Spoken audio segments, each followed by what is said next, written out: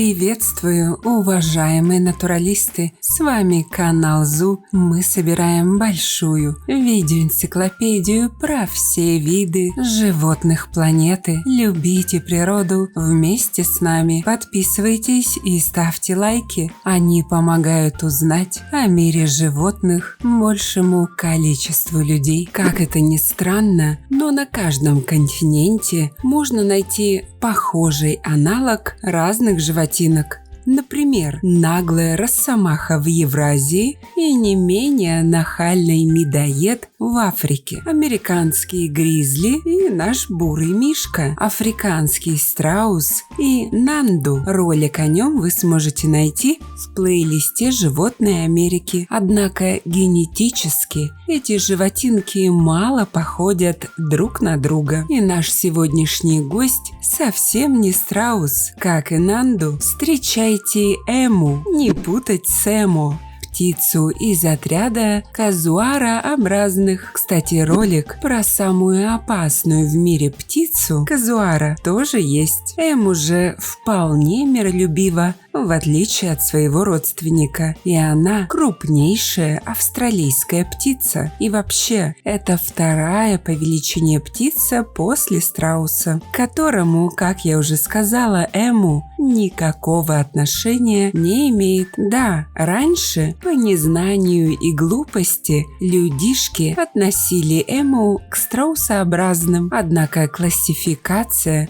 была пересмотрена в 80-е годы прошлого столетия. Распространен этот миролюбивый птиц на большей части материка Австралии, хотя избегает густонаселенных районов, густых лесов и засушливых зон. Внешне эму несколько напоминает казуара, но не имеет ни шлема, ни кожистых выростов на шее. Длина этого недострауса до 190 сантиметров, вес до 55 килограммов. А еще эму способен бегать со скоростью 50 километров в час, потому что его длинные ноги позволяют делать шаги до 275 сантиметров. Эму не территориальны и ведут кочевой образ жизни. Поскольку Австралия не блещет богатой флорой, эму в поисках пищи могут преодолевать очень большие расстояния. Есть у них еще один суперскилл – они редко пьют. Но если есть возможность, то не откажут себе в этом. А после выпитого они даже могут поплавать. Как и у казуаров, у этих потомков динозавров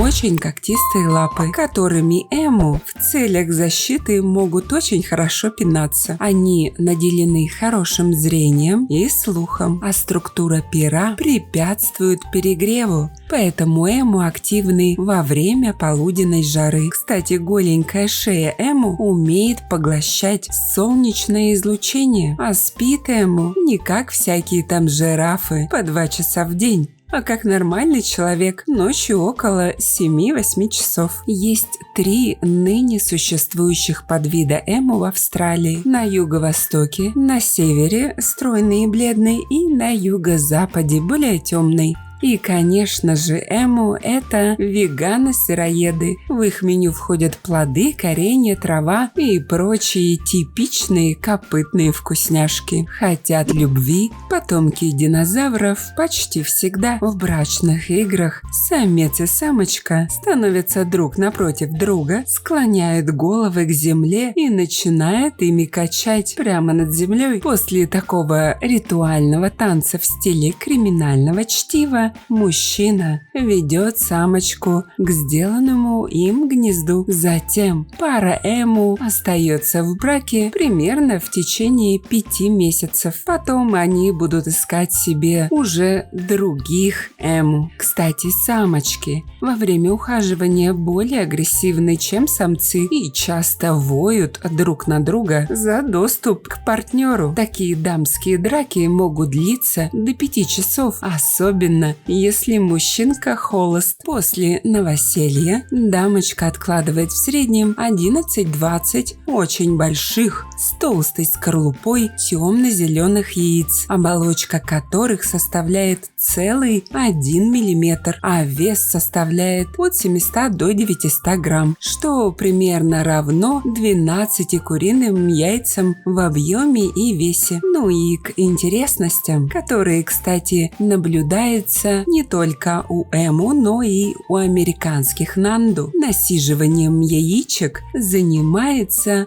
только самец. Насиживание длится около 2 месяцев, в течение которых самец очень мало и редко ест. Птенцы вылупляются весом от полукилограмма и ростом в 12 сантиметров. В этот период охраняющий свое ненаглядное потомство самец становится крайне агрессивным, и если его потревожить, он одним ударом ноги может сломать, например, кости человека. Хотя оно и не удивительно, с голодухи еще и не такое настроение может быть. Только что вылупившиеся птенцы активны сразу же и могут в течение нескольких дней покинуть гнездо. Детки эму растут очень быстро, а живут в дикой природе наши недостраусы от 10 до 20 лет. Естественных врагов у эму в Австралии не очень много. Это, конечно же, дикая собака динго, ролик о ней тоже есть, и местные хищные птицы типа орлов.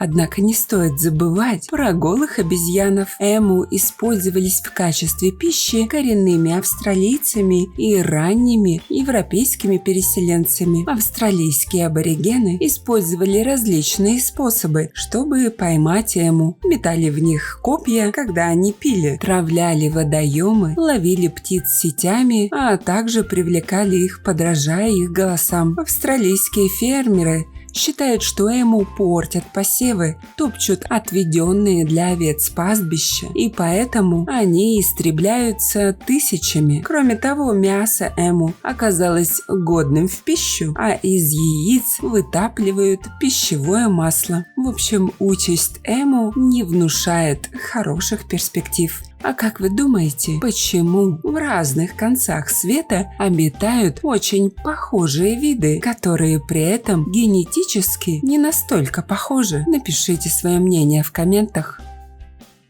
Становитесь спонсорами проекта всего за 99 рублей в месяц. Этим вы поможете популяризировать зоологию, что очень важно в современном мире. Также обращаю ваше внимание на то, что у нас появились дизайнерские брендовые футболки от канала. Приобрести их можно по ссылкам в описании к видео. Спасибо, что посмотрели этот ролик. Не забывайте ставить лайки, писать комментарии о том, какого бы животного вы хотели бы увидеть в следующем видео, и делиться этим видео с друзьями. Это очень помогает развитию нашего небольшого сообщества. Подписывайтесь на наши паблики по ссылкам в описании к видео. Там много интересного. С вами был канал о животных ЗУ. Мы собираем большую видеоэнциклопедию про все виды животных планеты. Любите природу вместе с нами. До скорых встреч!